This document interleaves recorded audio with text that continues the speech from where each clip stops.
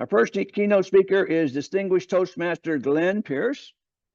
Now, Glenn is New Zealand. Wow, I think that's close to Rinku, if I'm not mistaken, somewhere down there, somewhere down in that area. He's a past district director from District 72. He's currently a member of 2 clubs. He has been a district and club officer for many years, leading to reflections on leadership journey so far. The past 10 years as a Toastmaster, he has had plenty of growth and learning and networking along the way, and he's an avid learner and is always ready to share what he has learned with others. So today we're going to hear from Glenn, and Glenn is going to kind of give something that's interesting, something that's a little bit different here. According to this, it says that his theme is Reflections on Leadership, What Every Leader Should Know. You're going to be a leader? You need to listen to Glenn. He's going to tell us today. Mr. Glenn, I'm going to turn the control of the screen over to you, sir. Thank you, Toastmaster of the Day. I'll just share my screen. Yes.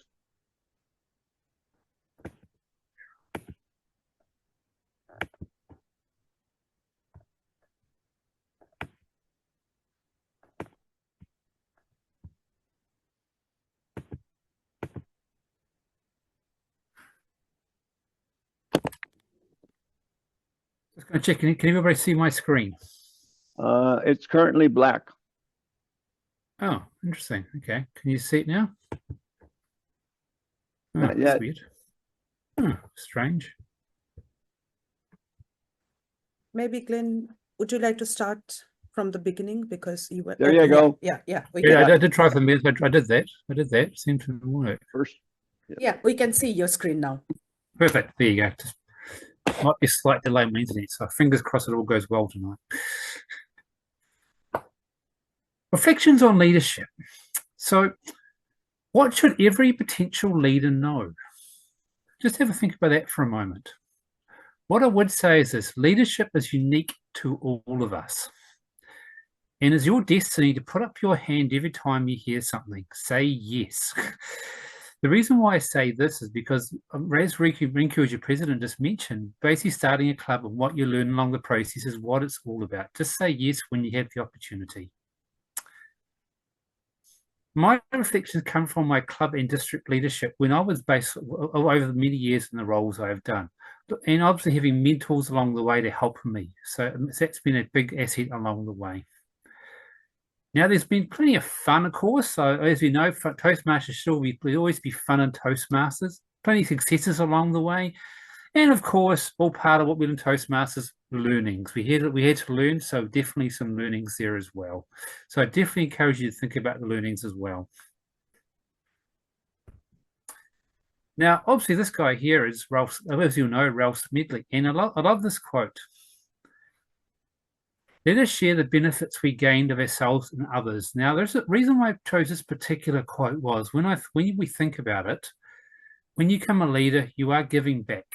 And you're obviously there to learn yourself, but as you get more advanced, doing more roles, you're actually giving back. And this is where you find the next generation of leaders start coming through, and we can actually start we can actually help other people coming through and other parts what we know Toastmasters.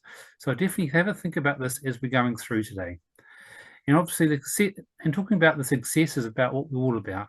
Some little secrets along the way. There are 4 key ideas I want to share with you tonight, and these ideas are basically from my experience of being working with high performance teams I've either led or been involved with or currently are at the moment.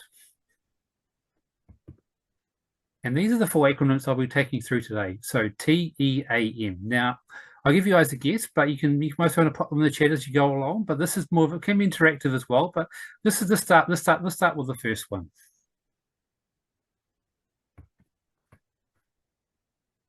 Now, the first one I think is really important is actually having team culture and curiosity. Now, the reason why I started with this one is if you have a team culture right from the get-go, before you do anything else, before you start your Toastmasters journey, have a team culture where you actually get to know each other a little bit more.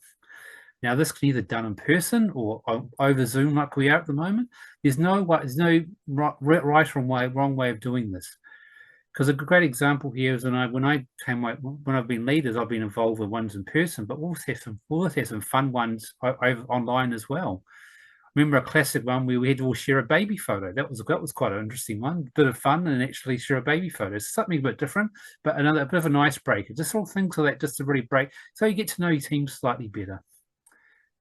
And curiosity, one thing I never learned as a leader, never stop being curious. Actually, always asking questions, always asking, is there another solution? Is there another way to do something? Because the amount of time we always think that, oh, this is the way it's always been. Has it always been that way? So think outside that box occasionally. Just think, well, what could we do differently? So to me, honestly, team culture is a really important part of what we do. And just be curious. Don't always remember, be curious about what we do. Even when Toastmasters, keep being curious. This is how we learn. Now, have you guessed what the E is yet?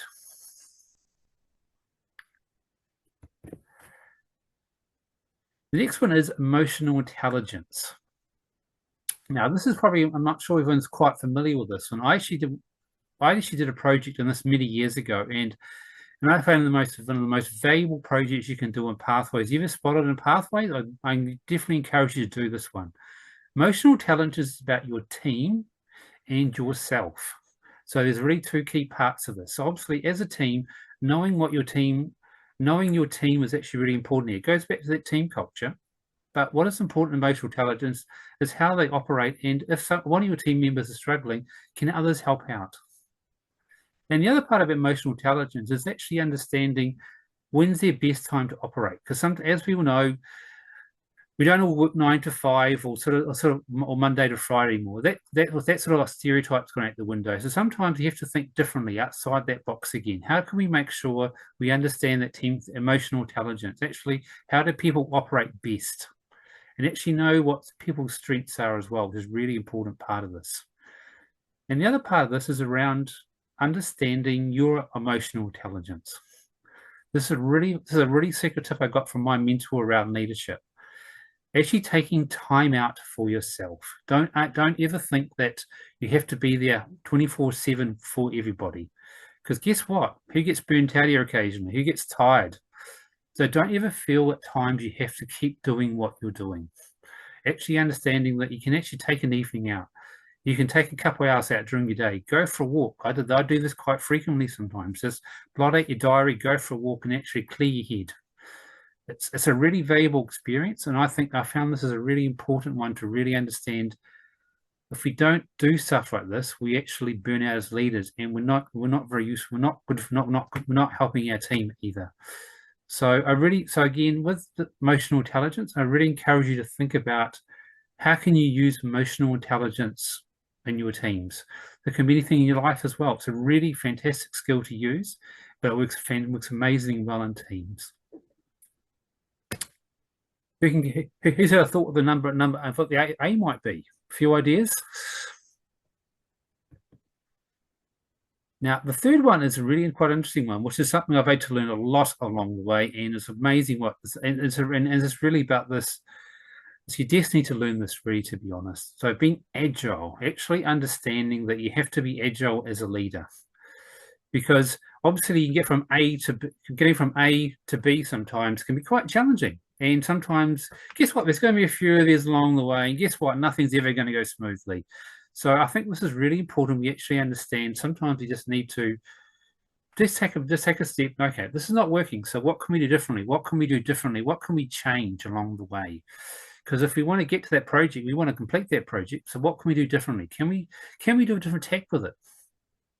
So I think that's really important here. So being agile, just thinking outside, just thinking in that box again. And the other one is actually active listening. Actually being prepared to listen to people, because who's known a leader where they basically talk at you, but they don't actually listen? Show of hands in that one. Who's seen those people before? So the really important one is actually active. Have 2 ears and 1 mouth. I think it's a really important thing. Actually use your ears sometimes. Actually listen to what people are saying. Because if you're actually active listening, it's amazing what you can pick up. And what I have learned is there's some amazing. Some of my team have some amazing skill sets of different ideas. You think, oh, I never thought of that idea. That's a brilliant idea. Maybe we should try something new here. So really important, we do try, just listen to ideas and actually give everyone a chance to speak around the table. And this of course leads to being agile thinking. So the more we do this, the more we're active listeners. It's amazing what we can learn from experience, and it makes a much more dynamic, collaborative team, and actually helps part of that process. And obviously, a lot of that comes out in strategic thinking as well. Kind of falls into this as well. How we can think differently as well. And the last one is M, which is, any thoughts on M? This is one I've learned from experience and having many managers along the way. Manage, not direct. Now, I'm not sure if you're quite familiar with this one, but who's ever had a boss that just basically tells you what to do? Says, right, this is the way it's meant to be. This is the approach, has to be done. Just do it that way. I've had many of these bosses over the years. And yes, sometimes there are times where I've had to be that way to make sure a task is done. Classic examples is when I was district director. Toastmasters International has some very very strict timelines. So sometimes they have to be done. So, and even as a leader, sometimes things have to be done. So being direct is obviously can work at times, but the most preferred option, especially in New Zealand, is to manage. Is actually giving people a chance to go away and actually do their part of that project or that part, or whatever role they are, actually give them a chance to manage what they're doing. Because the amount of times I've seen people I've seen people being directed, not actually managed, it makes a huge difference. But then at the moment, I'm actually part of a team of work, and we're very dynamic and we're very strategic. But we think about managing. We're all in it. No matter what role we're in, whatever height. Some of our people higher role, we're always about managing what we're doing and actually bringing these ideas to the table and actually saying, how can we just do this differently? So managing is really important, how we manage that team. But it does go back to some couple of things back there around. Sometimes this approach works well in New Zealand, but again, sometimes I know in some cultures and other districts around the world, they can think differently, and that, of course, that should be celebrated. That's a different way of thinking. But what I think is important is that we actually understand your team. If they are struggling, you help them out. So managing is actually using that, going back to the TEA as well, and actually using other parts of your team as well. Now, what I would say here, there's a lot of other stuff I could do here. I could mention as a team, but I thought these were really good, nice, clear 4 points, which I think make a really big difference in how we should think as a team. So team culture and curiosity. Just have a think about that when you put a team together. I think if you look at the example in this club, there's an amazing team culture. Everyone just gets in there, does what they need to do, and there's great curiosity. What can we do differently? What can we improve? What can we do differently to think out that side that square again? I think that's really important. Just emotional intelligence, actually understanding yourself and the team. The more we do this, the more you understand where people are. And if we do more of this along the way, it makes a big difference. And just remember, agile, active listening. We've got 2 ears and 1 mouth. And the more we think about this, the more we actually listen to people, what they're saying, and actually think that's a good idea. Maybe we'll try a different approach here. That's a really good, nice way to think about something unusual, something different. And that managing, directing, as was mentioned, more we do that, more let people give opportunities. And guess what? This is where future leaders come from. If you give someone an opportunity, they can be the next leader. They can step into that. They can step up to do the next step up. The more we do that, we can make sure. You can move. It feels like a part of a leader you're moving on. Being that servant leader effectively. Servant leadership is a real big secret here. This is actually helping others to encourage to be themselves. And I always go back to this quote here.